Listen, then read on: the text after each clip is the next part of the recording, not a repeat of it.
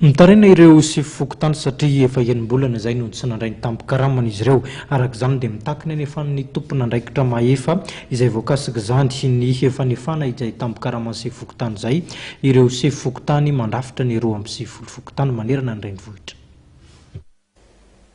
Mitaraina ary mitaky ny tokony anefan'ny fanjakana ny tampo-karama ny sivifokotany eto an-drenivohitra. Araka ny vaovao avy amin'izy ireo dia tao anatin'ny enim-bolana, izany hoe nanomboka ny volana janoary, no tsy nandray ny tampo-karama ireo sivifokotany ao anaty fokotany 2,7 eto an-drenivohitra. Ny sivifokotany izay nanoro-tsoritra fa miasa mafy izy ireo amin'izao vanim-potoana hikarakarana fifidianana izao ary indrindra manoloana ny olona ara-piarahamonina samihafa izay nateraky ny fisian'ny krizy. Ny antsony tokony hijeren'ny tompona andraikitra akaiky momba azy ireo ny sivifokotany.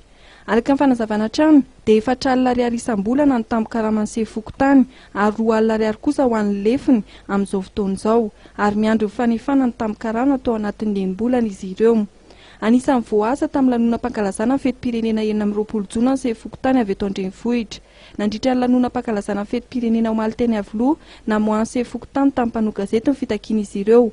Saingy noho ny fatahorana mety fanesorana na fanakianana avy amin'ny tompona andraikitra dia nisafidiny tsy alaina sary ireo sivifokotany eto an-drenivohitra.